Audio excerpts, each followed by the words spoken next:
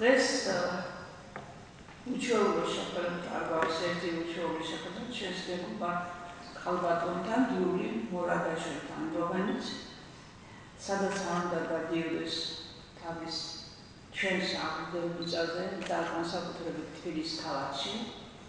ყოველი საუკეთესოს ეძებს ყოველთვის და თავს ეძნება ქართულ ყოველს და ყოველივეს. ამავდროულად ქართულ სიტყვას. გუშინ როცა გავიქრე რომ გიულის საღამოზე უნდა მოვსულიყავით, გველაპარაკა ამ დიდებული შემოქმედის საღამოზე, უსვათ რაღაც ექსპრომტის სახით ჩავწერე. ყველასა და ყოველივეს უფლის მადლი, ღმერთის მადლი მოსაქვს ღვთისმშობელის მიზეზ გულზე, რა გამორევს სიტყვის მგოსანს. აქ ლაპარაკი არის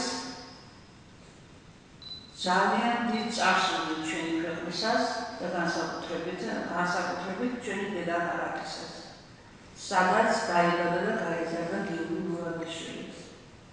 იგი დაბადებიდანვე თავზე ევლება ყოველს წარსულის დამატოვარს და ყველაფერს, რასაც ხედავს, ყველაფერში ღმერთის ნაყვარევს უყურებს და აქცევს მას დიდებულ სიტყვის მასალად.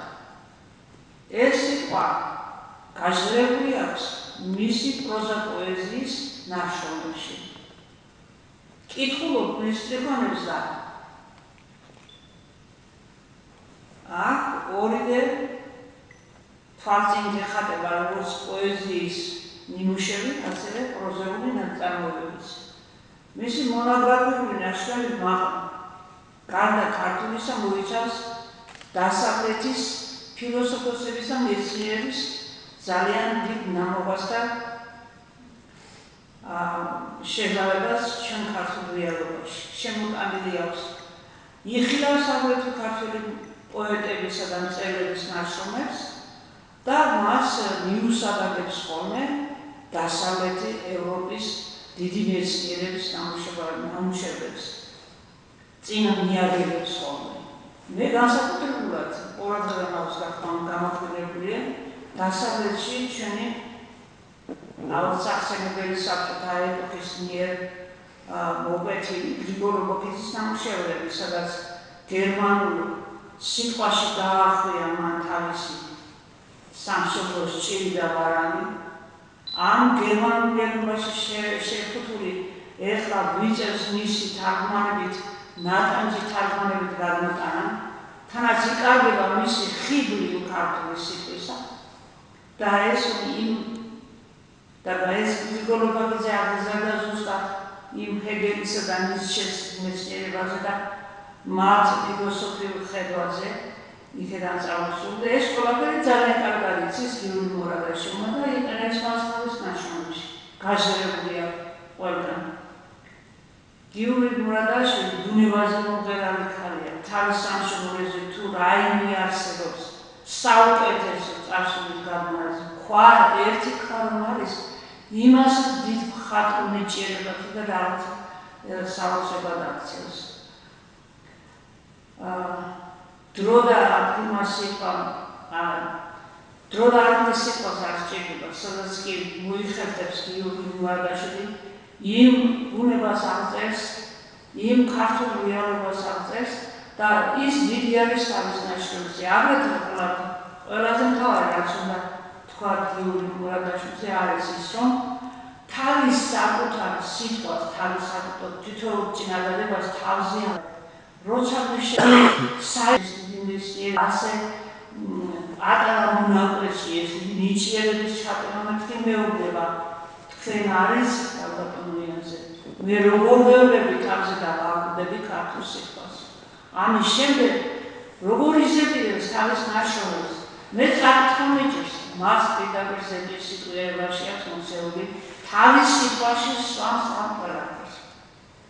მე დავუბრუნს ამას კიდე გზას თავის სამწერლო მოღვაწეობაში და თვითონვე წარმოვიდგინოს ახლა რამდენიმე თავისი ნაშრომი. ხო,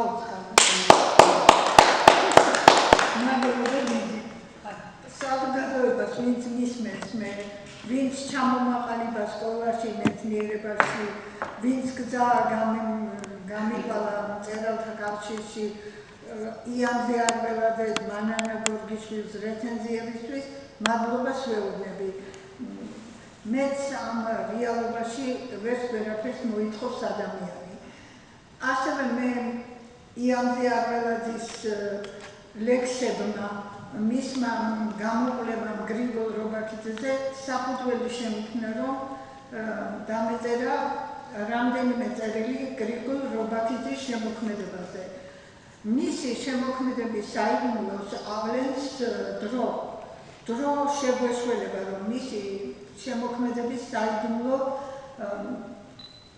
გაიგო ამ გაგებით მე-19 და მე-20 საუკუნის გზაჯვარედინი და შემდგომი წლები ავლენს გრიგოლ რობაქიძის შემოქმედების სიმართლეს. ის ასყდება 4 კუთხეს. გონებას მოუხმობს, რათა გავყალოს მძიმე რეალობა, მრავალი განსაცდელი საფრთხე. მისი შემოქმედება არის ფრაგმენტები. ერთმანეთის შემდგომ და ერთმანეთის ჩანაცვლები, უამრავი რანგი, უამრავი განზომილებით, ზედროული სიღრმე-სიმაღლე. ერთ-ერთი მათგანი არის კოლხეთის დიდებული ისტორია წარსული, მისი ულამაზესი ბუნება, მითოლოგიურ საზღაპრო განზომილებაში. ეს განზომილება არ არის არც ნადავლადები, არც თავს მოხვეული. ეს არის თვითონ იმ ბუნების რეალური შესაძლებლობა და ეს შესაძლებლობა არის უშუალოდ თვით მწერალში. ამ დიდებულ წარსულს ინახავს აგრეთვე მიწა, ბუნება, ძირძველი იყო მომსწრე ეს ბუნება ამ ადამიანების ამ რეალური წარსულისა უხმარ არის მისი მომსწრე. ძირძველი დაკორწილი ბუნება გადასცემს ახალ ნერგს. ამავე დროს გრიგოლ რობაქიძის შემოქმედება არის დასვლა-დასაფრის თანამედროვე საშიშროებანი, მრავალი განსაცდელის საშიშროებანი, რაც ადამიანს რამის თავგზას უბნევს, რამის მის ცნობიერებას შლის და ყოველივე გაღწევის მიზნით რამენაირად ცდილობს საგონებელში ჩავარდნილი გადაარჩინოს მშვენიერება. ამდენად ეს ფრაგმენტები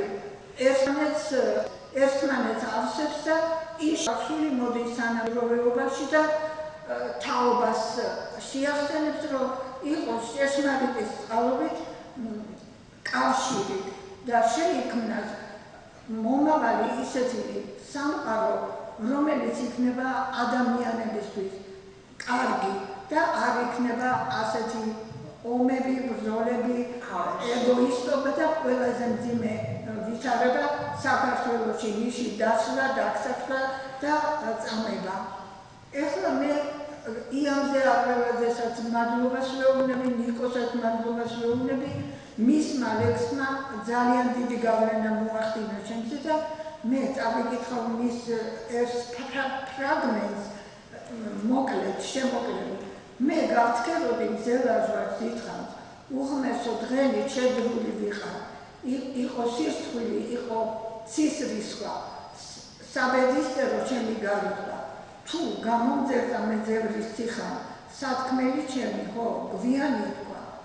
ახლა მე ჩემს ნაწარმოებს წავიკითხავ, ახლა დავწერებ ნაპირი. ეხება ტალღაზღვის ნაპირს, წყალი მიწას ელტვის, უმალ შორდება. მოჩანს მეორე ნაპირიდან ნადუნარი, კვიპაროში, კლდეზე ეკლესია. ხმაურიანი მაგისტრალი შეზღუდა კლდენ ფერდობებმა. იმყრობს ადამიანს ერთხელ, ზღვის ტალღათა მოქცევა უკუქცევის, გახელება დაცხრონა. დადის მწყემსი ზამთარ ზაფხულ, ზღვის მეორე ნაპირს შეფარული ველი უშევია. აქეთკენ მიმავალი გზა ვიტრობი კი მავან შესაძლებლობის ძირი ჰგონებოდა, მაგრამ ხატვარმა იცოდა დრო და სივრცეს სანახავი მოსწაცა, ზღვის ტალღათა ლაციცი ფუნჯი თვით მოსარგა. შეესწრო გზად გამრევლმა მოლბერტს რეალურად არსებულსაც გახედა და თქვა, უფალიც უღებს, შვენიერი შემოსა. მაგრამ ზოგჯერ დელგმა უცაბედი, ცაა ტყვიისფერი, ზღვაც ასეთია, ჭრელ ბობუქარ ტალღად. ამასობაში კლდის მღვიმე შეფარულმა მწყემსმა ეგებ ბიბლიური ნოე გარდასახა. შემდეგი ისა ეწადა პოეტს ფერსთან უღამის ხოტბის შესხმა. ამასობაში ღრუბელთა დასტად გახსეულმა მზემ ნათელში ჩაძდირა, სტაცებდა სხივი ფიქრს პოეტს. წავიკითხო კიდე ერთი. დაიშენე ცოტა ხანს და ჩვენს გავაგზავნეთ. ცოტას კიდე ვიტყვით. ძალიან ბევრია სათქმელი. ისე კარგად საუბრობთ თქვენ ნამუშევარზე და საერთოდ როგორ მოდის ეს აზრები ყველაფერი ბუნებისგან. ქვა, კლდე, დუმი, სიბნე, სიბინჯე, ციხე, ტაძარი, ნანგრევი, დიდი ისტორია, უძველესი ხეთათეული, ძმობა, სილამაზე, ერთობა, თანადგომა, ტყეთაშიანი სიმღერა, სუნთქვა, ბუნების ქათეხლებთან გამკლავება, ძველი ღერების, ძირების ახლის შევსება, ძველების ახლის შესვლა, ფოთოლთა მზის ხილთა სიცილი, ერთობლივი, დინარე, ჩურჩული, რაკრაკი, ამბავთა თხრობა, წყარო, ისტორიული, მემატიანე უშორეს უხსოვარი დროის ხევხუბთა ჩამოყალიბებელი, დაურყეველი სიცოცხლის რბოლა, ყორთ და სივრცე და მთათა, ველთა და ზღვათა ურთიერთშეწყობა, რუბელთა ფერის სვალება, დილას აღამოს ციურის სხეულების ფონს. ეს ყველაფერი არის დიდი მასწავლებელი ადამიანებისა. უნდა ისწავლოს ადამიანებმა ურთიერთთანადგომა და ყოველივე თუ როგორ უნდა მოიხსენ ისინი. ვერ მინახავს საუკუნოვანი ხე გადაწოლილი ხევში, რომ თავის შვილიშვილს, პატარას თავის შვილიშვილებს ხელზე უსვენებთ. აი ეს არის აღქმა ბუნებისა. ეს არის იმ ბუნების აღქმა, რომელსაც აღწერს ყოფე ჩვენი გიული თავის ნაწარმოებებში. ქვასაც ალაპარაკებს ესაც. ხეთათევს რომ დაუკვირდეთ მარტო, ხეთათევლო დგას ერთად. ჩვენი ძმობისთვის არის, ჩვენი ხალხის. ბაგვარჩემი იტყოდა თავის გვარის შვილებზე. ესენი ბაბუა ყველა ჩვენი სახლის შვილებია. სახლიშვილი. და ჩვენ ყველანი საქართველოს საქართველოში ყველანი ერთი სახლიშვილი. ასეთი შემგნევით რომ ცხოვრობდეთ ჩვენ დღევანდელ საქართველოს ჯერა და ხორიბერას მის თავს ვერ მოაყენდა. გიულისთან ადამიანები რომ ჰყავდეს ქვეყანას, დემოკრატიის ზევნა სად დასჭირდებოდა მას, ან თავისუფლებისათვის თავისუფალი გიული მურადაშვილი ყველაფერს და ყოველივეს ღვთის მადლით განსაზღვრავს. ღვთის მადლი რომ თანდებს მას ყოველივეს. იმიტომ მიუძღვენი ეს ლექსი გავიმეორებ, ძალიან მიყვარს.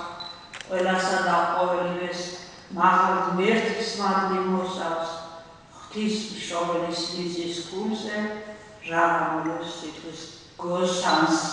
აი ეს ეკუთვნის ზუსტად ჩვენს გიულ მურადაშვილს.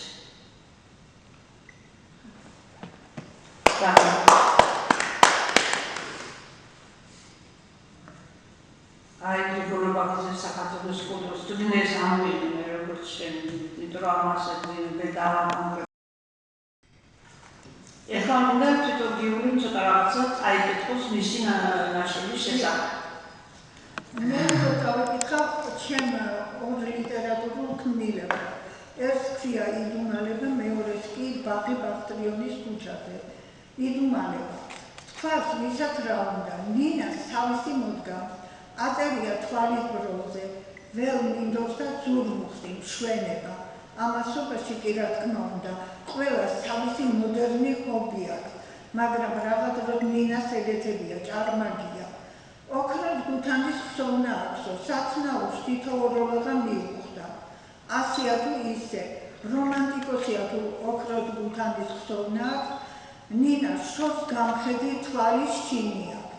მიაქვს და მოაქვს ამასობაში დროს ჭირნახული შემოდგომისა. შეცვალა ზამთრის ცუცხი გაზაფხულზე, ვაზის წრემლების ჩქამს მიწის მინებება. სხაპუნა წვიმის ბოლო მარგალიტით დანარცხება ასხლედა.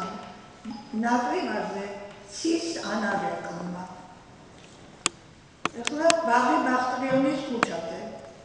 ამ ლიტერატურულ ქმნილებად მე ვკითხულობ შემოკლებით.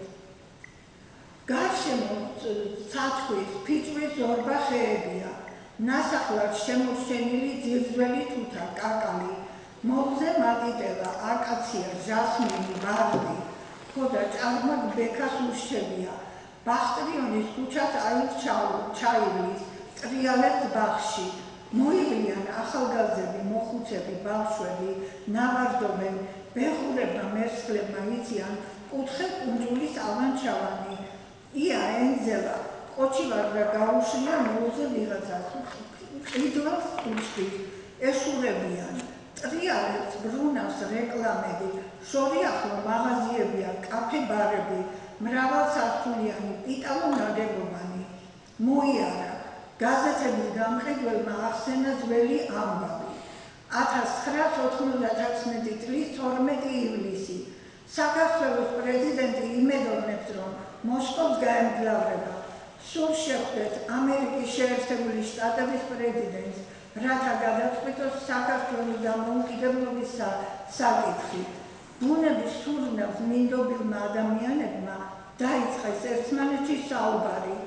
იყო წარმატებული პირდაპირი არჩევნების ფორმით. რა იყო შემდგომ? შემდგომ იყო 93 სოხუმი ტყვიათა ქარცეთში, გრიგალმა შორს დაიღო, თალხ ღრუბელად იქცა, კუპრიანა რეკლი, ესმის ბექას აქეთ-იქიდან აფხაზეთის დამოუკიდებლობა არსთნო. ადგას ბექა ისევ გზას და ბაღისგან კარგა შორს არის. ხშირ შენობებს და მაგისტრალს, იპოდრომი მოუქცევია შუაში. ჰორიზონტი ტოვებს შთაბეჭდილებას, რომ ხელით შეკვდები. მზე მიდამოს აუჩინარებს. ხილულად იქცა ტაძარი. დიდ პატარა ზარებმა ერთმანეთს ხმას შეუწყოს წკრიალ-წკრიალი. წაიკითხეს სახარება ტრიალველზე თავმოყრილ ხალხში. ჩაიარა გმირების ხსენების დღე. ატანს ჰორიზონტი მრავალსართულიან ხშირ შენობებს, ხალისობს სიმწვანე. მხატვარი ასახვას ცდილობს. კორესპონდენტმა დააფიქსირა ცოცხალი კადრი, რომელიღაც მოხეტიალემო მუსიკოსმა ქუჩა გადაჭრა, სიმღერა შეუწყო დოლი. ერთ მხარეს ხმაურიანი მაგისტრალია, მეორედან მყუდრო უბანი. არც ისე დიდი, არც ისე პატარა ბაღი ტოვებს მყუდრო შთაბეჭდილებას. იქვია მეტრო. შრიალებს ალვისხე ფერდობის დასაწყისში. იასამანი ცალ-აზნარს იფერებს, შეხარიან. კორესპონდენტმა ქუჩა გადაჭრა. მიაშურა ფერდობის დასაწყისში ახალგაზრდებს. ინტერვიუ ღიაა და პირდაპირი. თავისუფლება გული უცხნობს, ქმედით რეალობას, სახელმწიფო ღირსებებს, დარჩა გაუჩველი, მიღწეული სოციალიზმის უმკაცრეს ვითარებაში. საუბრობენ, კამათობენ, წნული დაბალი მეზერის აქეთ და იქეთ. აქ რას აკეთებთო? ეკითხება რომელიღაც პოლიციელი, წყვეტს თორს საქვეყნო საქმეებს. მერე როგორც მწერალი იტყოდა, შინ დაწყვეტილების ბრუნდები. წვიმს დაძაბნა მზემ ღრუბელი ეშურებიან ამლევ-ჩამლევი ყიდულობენ ქუჩაზე ხილს, გაზეთებს, ყვავილებს, მუსიკოსებმაც დრო იხელთეს. წვირის სალამურის ხმა ცოტა ხანში ქუჩას გაწვდა, ტოროლების რიალ-ტრიალის მსგავსი. წვირის სალამური ლარიჭემი, სევდანარევი სიხარული, ჭრელი ალალ-მასალი, მუსიკოსების მოლივლივე ნარნარ სამოსზე მოსირმულ მოვარაყებული მზე ეხმიანებოდა შუა დღეს.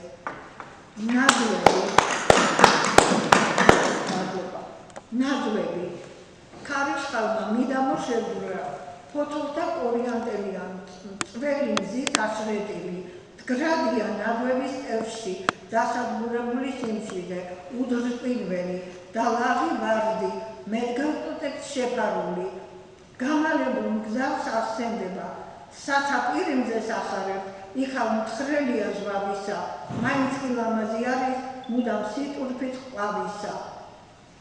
თოვლის ფანტელთა კორიანტელია, იდუნალ ჩქამად მოსილი, არ ჩამორჩა სუცხს, გალიპული ოღროჩოღრო, ყინულის ლოლოები, ფაფუკი თოვლის დაფენილ ხეებზე, სახურავებზე, მოუღია განგებას ნაძვების წელში ძველთაგან გაყვანული ბილიკი.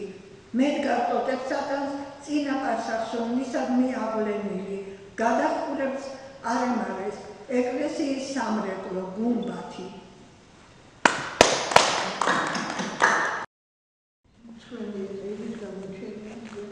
გიული მურადაშვილის თითოეულის ტექნიკა და თითოეულის სიტყვა არის მუდამ საკვლები. არც ისე იოლად მოგეჩვენება მუდამ ხლართებში ახლოს ადამიანის გონებას. თუ არ ხარ მურად ჩამწუდარი ყოველ მოვლენასა და ყოველ ბუნების მოვლენასა და ადამიანის მისდევლებაში ხარდისგან დასაძლევია და საფიქრალია. მაგრამ მაინც მაღალ მხატვრულ და მაინც მეცნიერულია. მეცნიერული საკვების სიტყვა კიდე აუცილებლად სჭირდება ადამიანის გონებას და იწვრთობა ხოლმე მისი გონება. აქ განსაზღვრულია ქალაქისა და სოფლის ამბები, როგორ არის შეწყობილი ერთმანეთთან, ბუნების მოვლენები თითოეულ ადამიანის ყოველ ნაშრომზე და საერთოდ საზოგადოებრივი ინფორმაციები, როგორ მიმდინარეობს ჩვენთან ქვეყანაში, რომელს ამდენი რყევები განსაკუთრებულად ამ პატარას ჩვენ ქვეყანას ძალიან ანგელს ყოველთვის დაშლის. ყოველი ახალი გადადგმული ნაბიჯი სასიკეთო ძალიან სამოყროც არის.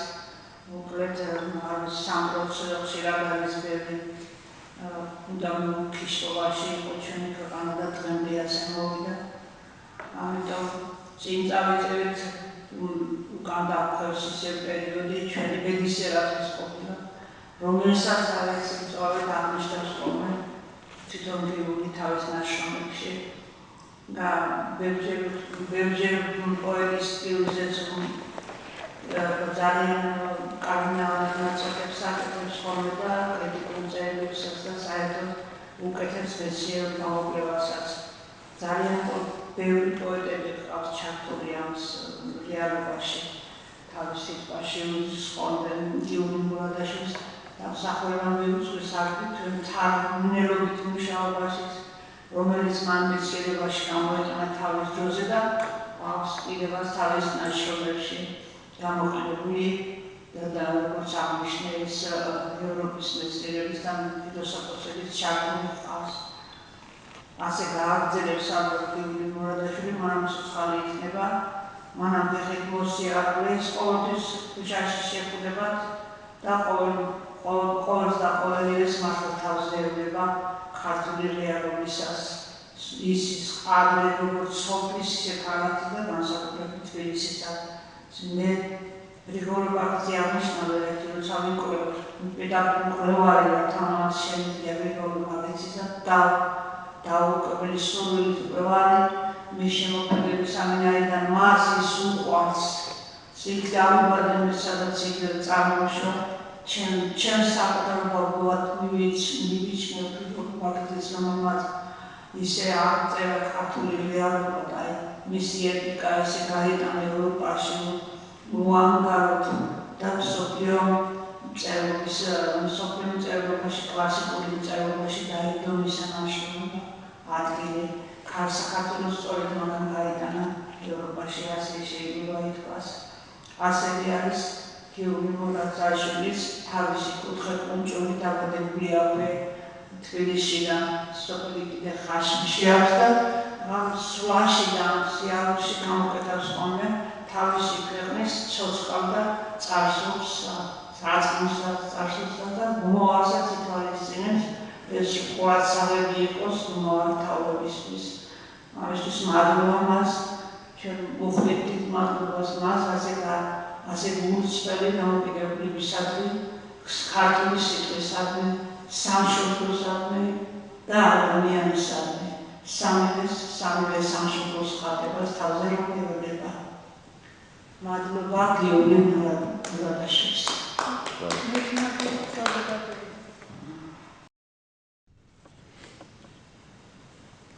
ეხლა მე წავიკითხავ, პირველად თუ დავწერე ჩემი ლიტერატურული ქმნილება, ამას ქვია წარღვნა გამოვლენა.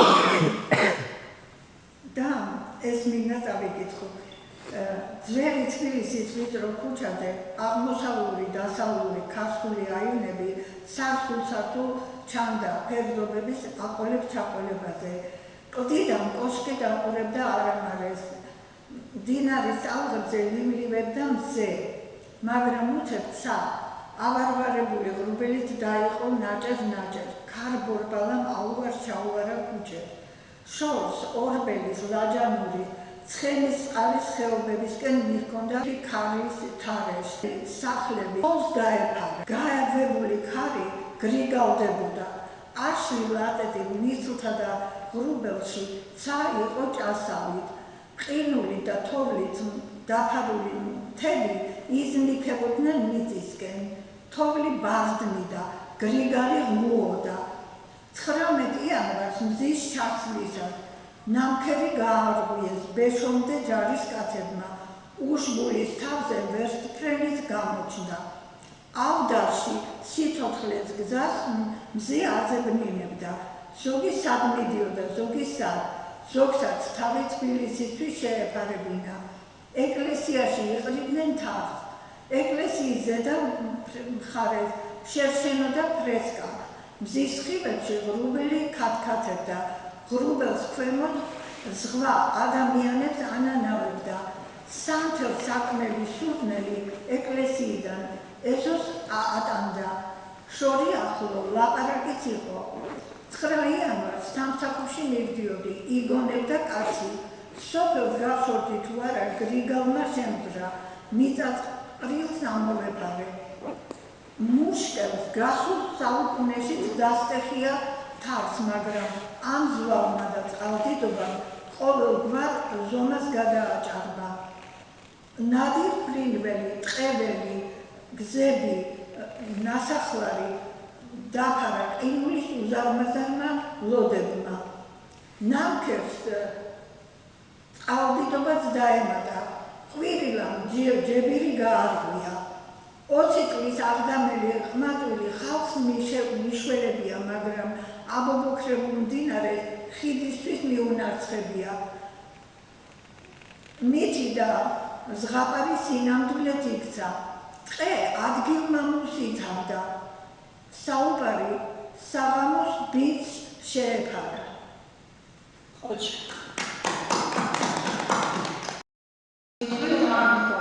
თქვენ ბოლოს სიტყვას იტყვით თუ იტყვით? ესა, დამწყე საზოგადოებას დიდ მადლობას ვეუბნები. ასევე ვინც მე ჩამომაყალიბა ბავშვობიდან დღემდე ამ ვითარებაში მათ დრო დაკარგეს შემნაირი მცირე შემოქმედისთვის და მისი ღირსებანი დააფასეს. პირიქით მადლობა გიორგი, რომ ასეებს გვაჩვენდა, ამის რაღაცებს ვაკითხებ, როგორც მე ჩემი იდეალი ცხოვრებაში არის, ერთი მდრომბახზე, მეორე ნიკოლო რტკიპანიძე, რომ ამ ხელა გულს და ამ ხელა სულს პატარა მონაკვეთში არის. ამხელა ამბებს და ამხელა პატარა მონაკვეთში არის. ეს არის დიდი დანიშნულება, დიდი დამსახურება. მე ახლა შევეჭიდები დიდ მოღვაწეებს, რომლებიც ამბობდნენ, რომ დრონქონებოდა უფრო უკეთეს ცილებით მოგწერდითო. ეგ არის დამსახურება. და აი დიდ იმაში ხუთოვეული და 25-ოველი გამოგუშვა და იქ ადამიანები და ბუნებასთან შეხებული და აღქმული ვერაფერი წაიკითხო. აბა ის ყველაზე დიდი დამსახურება ეს არის. რასაც თქვენ აკეთებთ. მოსვენებზე რაღაცას იფისებ და აი სენსორი თქვენა განსწავლდები ამ დინამიკაში და ამ ამბებში. ძალიან მადლობა. დიდი მადლობა. ეხლა მეც ჩემ პატარა აი ახლა ამაზე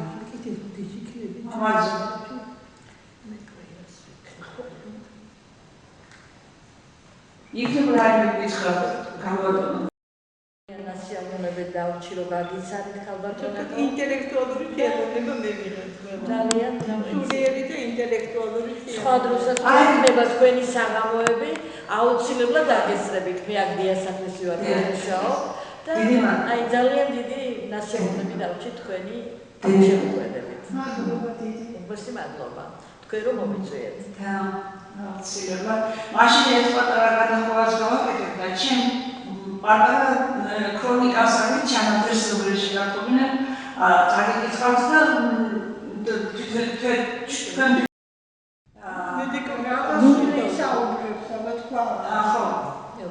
იყო თხოველი ესე იგი ნუგეშა გაგნეძის თემა მოგისმენთ გივი მარგველაშვილის ასეთი არსებობს არის ასეთი პოეზია გერმანიაში ეს კაცი არის ემიგრანტი საბჭოების პერიოდისა გერმანიაში გადასახლებული დროს საბჭოთა პერიოდში საქართველოდან წასული და ნუგეშა გაგნეძის გააკეთა პატარა სემინარები თემა ლექსების თარგმნისა გივი მარგველაშვილის ჯადოსნური პოეზიის ნიმუშები უჩვეულო სამეწყარი სანახავი იყო იმ დღეს ბურუს ნისლიანი თბილისი და 1925 წლის თებერვალზე ბრაუნის მეტყველად ჩაფიქრებული თავისუფლების მოედანი. მის მიმდებარე ტავიზის ქუჩაზე კავკასიურ სახლში საინტერესო მოაზროვნე ხანდაზმულ ახალგაზრდა მსმენელი და ტრიბუნაზე ჩვეული ფორმით მოტივირებული ქუთაისის პროფესორი, გერმანისტი მკვლევარი და მთარგმნელი და დაუდეგარი შემოქმედი ნუგეშა გაგნიძე. მონუსხული ჩვეული ფორმით მოტივირებული ქუთაისის გერმანისტი ესე მითქვი.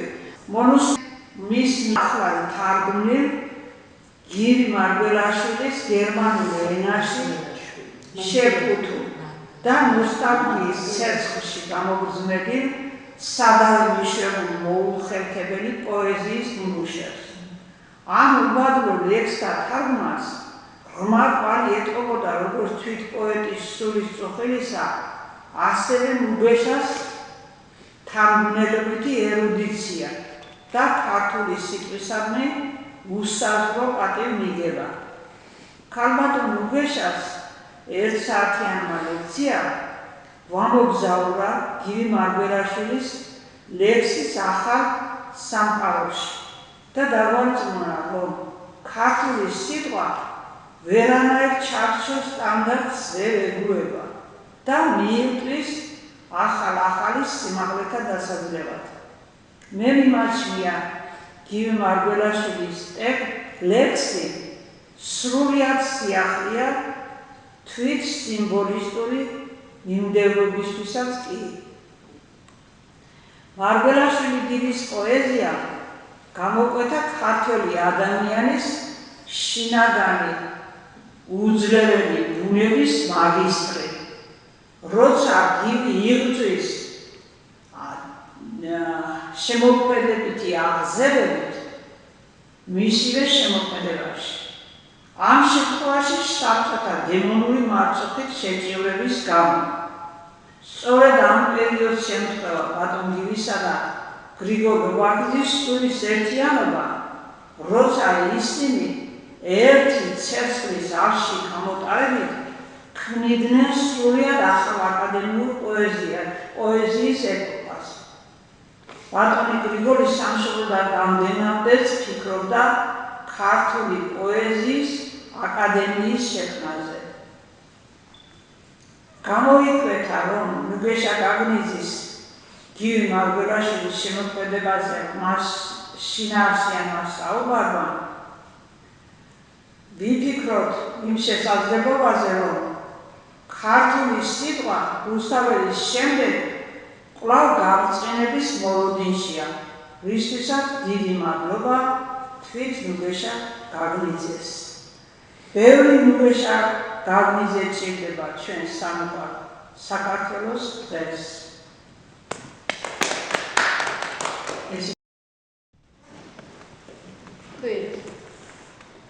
განბატონი გივრი მურაძაშვილი, ჩემი უმცროსი მეგობარი, უმცროსი რა თქმა უნდა მე ასაკის გულისთვის, ასაკის მიხედვით გულისხმობ, ასაკის კონტექსტში. ძალიან განათლებული პიროვნება, ფილოსოფოსი, ჭირვანძის ქართული ლიტერატურა, რუსული, პირველი ფილოსოფიური ნაშრომი უნდა. სადაც ასე ვთქვათ, მე ვფიქრობ, რომ ენციკლოპედიური განათლება აქვს და მიუხედავად იმისა, რომ ჩემზე უმცროსია, ძალიან ხშირად მიმართავ ხოლმე შეკითხვებით და ყოველთვის მაღალ ინტელექტუალურ პასუხებს მიბრუნებს. არის ძალიან მორალურად წმინდა, მოგრძალებული. მე ვფიქრობ, რომ ასე ვთქვათ, გაცილებით მეტი ტიტული უნდა გქონდეს ქალბატონ გივრის, ვიდრე აქვს, იმიტომ რომ ძალიან ნიჭიერი პიროვნება, ძალიან განათლებული, მაგრამ მოგრძალებული და ესე იგი ეს მოგრძალება ხანდახან ადამიანს ხელს უშლის, რომ ასე ვთქვათ, დიდი მჭვერვალების დაპყრობაში და აი ძალიან ესეთი მაღალი ტიტული შექმნას. კი ბატონო, გასაგებია რომ დავიწყო. მე ვფიქრობ, რომ ყველაფერი წინა არის და მიეცით ნიჭთა გზაფართო. გავიმეორებდი ამას და მე ვფიქრობ, რომ ჯერ ყველაფერი წინა არის. უღრმესი მადლობა, გაიხარეთ, გაიხარეთ. ყველაფერი უკეთესად გაიხარეთ. ისა 9 მაისი დღე იყო ჯანღიანი და ნახევრად კრიალა. სანახავი იმ დღის მუღამს გავდა. შუა მოედანზე აცეკვებულ მოხეტიალეთა დასი ურავდა. მრავალპირი გავდა ალაგ-ალაგ მორღვეულ გალავანს. კიაფობდა ქვაფენილი და თან ჩრდილს მткавდა. სიარულმა გზაგალია, აღმადაღმა კუთხეკუნძულს შეფარული მათხოვრები განდაგანა. თავისუფლების მოედანი ქედანმა ააფციანა. მალანმა ქუჩის მუსიკოსმა ვიოლინო ნარნაც სიმად ატკრიალა. ომში მყოფი შვილის დედას მწუხარება განუქარვა. მადლობა დიდი ადამიანი. ოჩა ძალიან კარგად შევდივით და საღამოს შენიერი დამცირებული საქართველოს შვილი, აშლილი, დაქცავსული, იბრძოდა ხალხი ომში, ვაჟკაცურად იბრძოდა, შრომობდა ხალხი თავისუფლებისთვის, მისცეს ამ დაღლილ ხალხს ღონე, რომ კიდევ რაღაცა შექმნას. აი ეს რა ვთქვა მეტი. მე ასაკში ვარ და რაღაც შემიძლია. მოწმება ძალიან ბევრი რამის. ვინც მომისმინა. მადლობა თქვენ. ამის მერე ვეღარ გავბედო. და დიდი პასუხისმგებლობა რა თქმა უნდა, მაგრამ დიდი ადამიანობაც არა, სადაც ჩვენ მთელი წარსულის კულტურა და წარწერებია და ექვსჩვენი მოგზაურობაც, ექვსჩვენი სამსახურის და რასაც კი ძლევთ ვაჩენ და სიტყვაში ვიხარჯებით ეს ყველაფერი არსად არ იკარგება სოლიდურად არა თითოეული ადამიანი კი არ წერს რომ წერია მისი გამოყოფილი ნაწილის ვართ ხანდახანაზე იდგია და ყოველში ვართ ყველანი ერთმანეთისთვის ვართ და უფარმავ განსაზღვრავს რომ ესეც ჩვენთვის ეჭვებინა და ესეც ასეთ კარგად წვიმად ჩაიარა